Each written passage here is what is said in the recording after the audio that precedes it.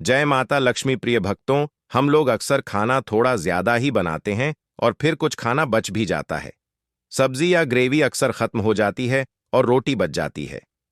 अगले दिन बासी रोटी कोई घर के सदस्य या बच्चे खाने से मना कर देते हैं।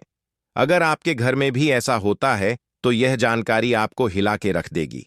अगर आप भी ऐसी रोटी खाते हैं तो आपको धनवान होने से कोई भी नहीं रोक सकता। और आगे इस वीडियो में हम जानेंगे कुछ ऐसी गलतियों के बारे में जो अगर आपके घर में भी महिलाएं करती हैं तो आज ही बंद कर दें, वरना पूरा घर हो जाएगा बर्बाद। तो पूरी जानकारी के लिए इस वीडियो को अंत तक जरूर देखिएगा। भक्तों, रसोई घर में यह गलती कभी भी नहीं करनी चाहिए। यकीन मानिए, शास्त्रों के अनुसार रसोई में इन गलतियों को करने वाला मनुष्य हर हाल में वह गरीब हो जाता है। उसे गरीबी का सामना करना पड़ता है। पूरे परिवार को इसका खामियाजा भुगतना पड़ता है। शास्त्रों में स्पष्ट बताया गया है कि जिस घर में माता अन्नपूर्णा जी का वास हो जाए तो माता के साथ साथ सभी देवी देवता एक साथ निवास करते हैं। ऐसा करने वालों के घर में अनाज का भंडार धन दौलत से भरा रहता है। जिस भी मनुष्य के रसोई घर में यह गलतियां यदि होती हैं तो इसे आप मामूली ना समझें और ना ही नजरअंदाज करने की गलती करें। आपका पूरा घर गरीब हो सकता है। भक्तों, मनुष्य यदि जीवन में सफलता प्राप्त करना चाहते हैं तो उसके लिए सबसे ज्यादा जरूरी है उसके स्वास्थ्य का सही होना, और उसका शरीर यदि स्वस्थ होता है तो मनुष्य सदैव ही अपने लक्ष्य को प्राप्त कर सकता है। ऐसे में शास्त्रों के अनुसार यदि आपका रसोई घर अच्छा है, उसमें यह गलतियां नहीं होती हैं, तो माता अन्नपूर्णा जी आपसे प्रसन्न हो जाती है, आपको मान धनवान कर देती है। तो चलिए जानते हैं कौन सी है वह गलतियां। परंतु उससे पहले भक्तों, आपसे रिक्वेस्ट है कि वीडियो को लाइक करें, अपने भक्तों के साथ शेयर करें, और यदि आपने अभी तक चैनल को सब्सक्राइब नहीं किया तो सब्सक्राइब करके बेल आइकॉन जरूर प्रेस करें और कमेंट में जय मां लक्ष्मी जरूर लिखें।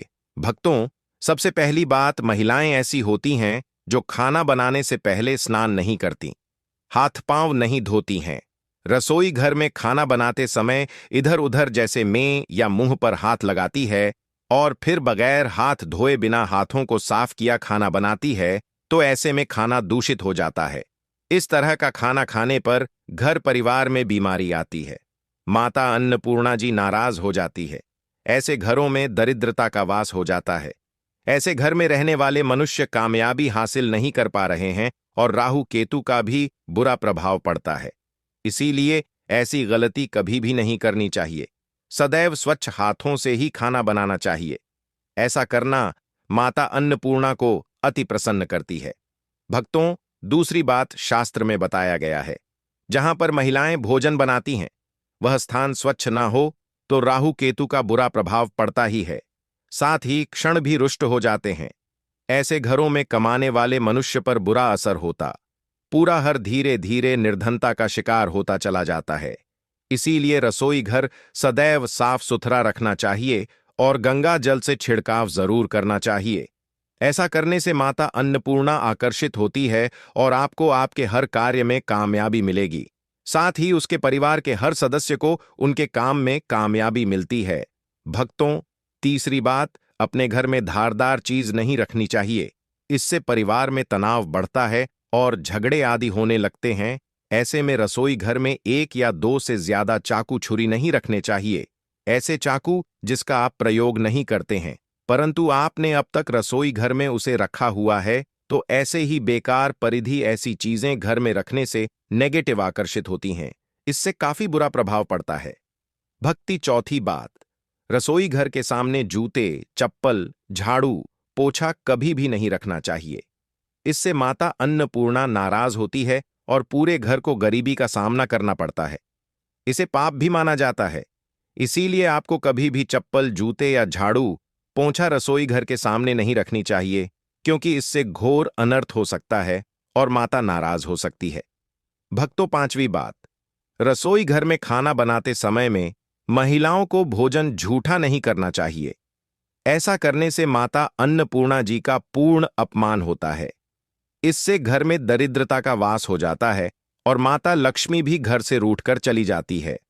बहुत सी महिलाएं खाना बनाते समय खाने में नमक या मसाले चेक करने के लिए भी खाने लगती हैं।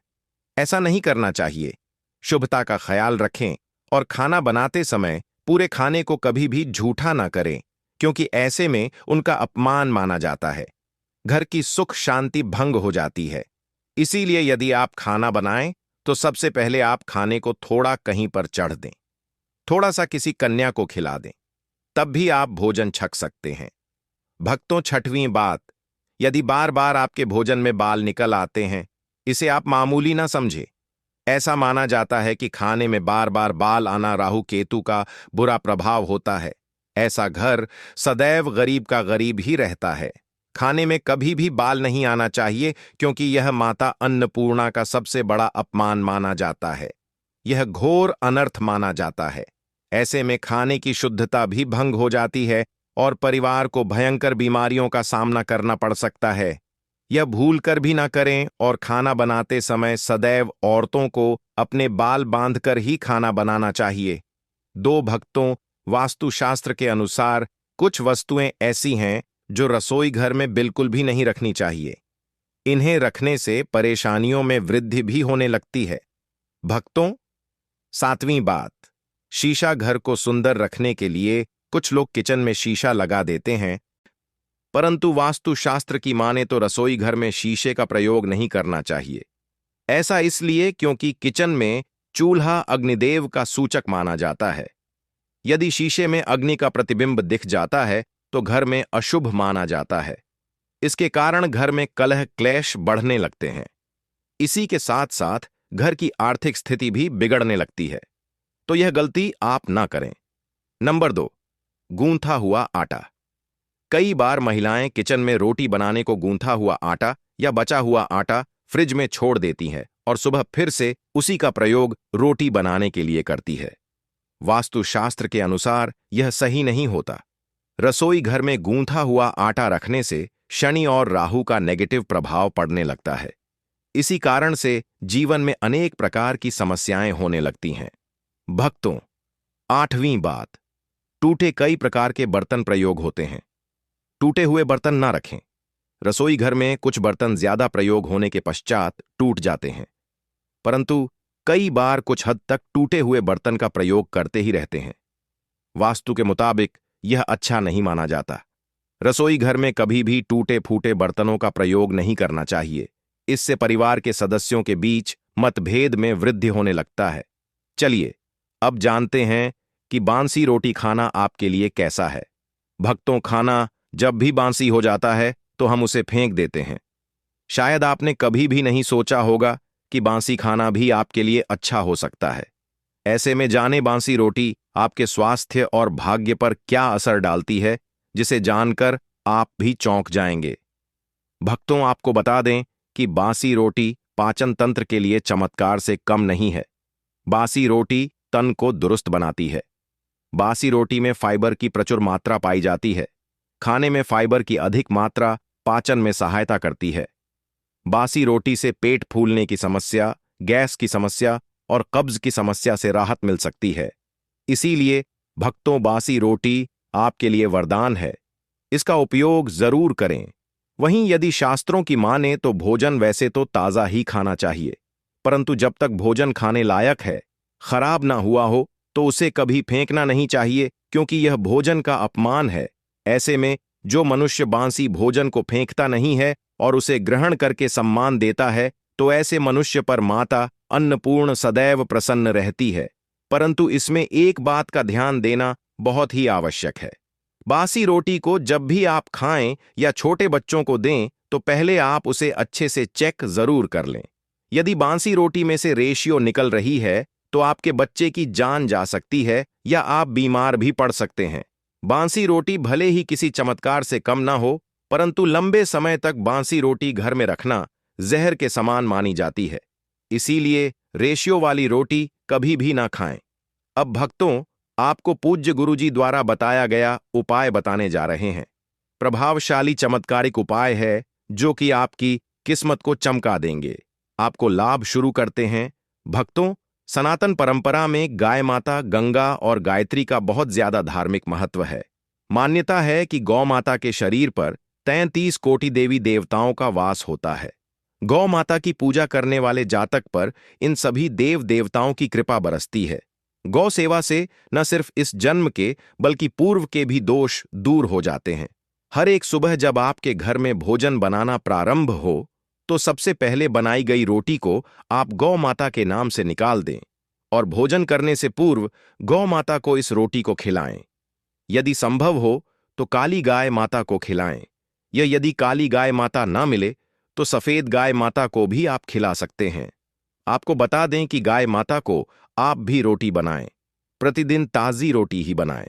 गाय माता को अगर आपने रोटी बनाई है तो कोशिश करें कि उस रोटी को आप तुरंत ही गाय माता को दे दें। अगर आप उस रोटी को रख देंगे और उस रोटी को अगले दिन देंगे तो वह रोटी बासी मानी जाएगी। गाय माता को कभी भी बासी रोटी ना दें।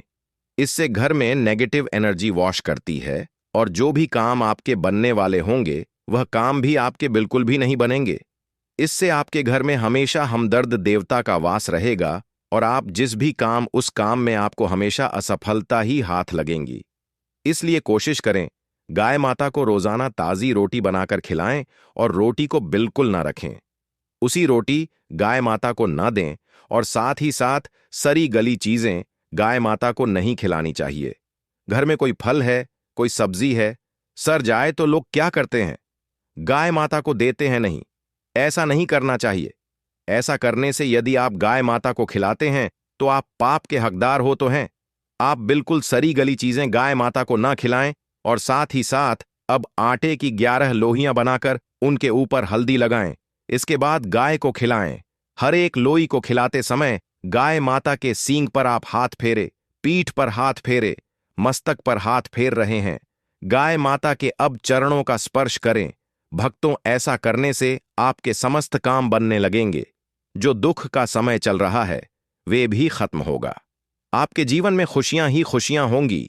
और 11 बार या 21 बार गाय माता की परिक्रमा भी कर लें तो आपके समस्त काम होंगे। और साथ ही साथ आप गाय माता को जब भी रोटी दे, रोटी पर या तो आप थोड़ी हल्दी लगा लें या थोड़ा गुड़ रख लें। अगर गुड़ ना हो तो आप थोड़ा घी रख सकते हैं। भक्तों, गाय माता को कभी भी सूखी रोटी ना खिलाएं। सूखी का मतलब गाय माता को रोटी खिलाए, उस पर कुछ ना कुछ रखकर खिलाएं।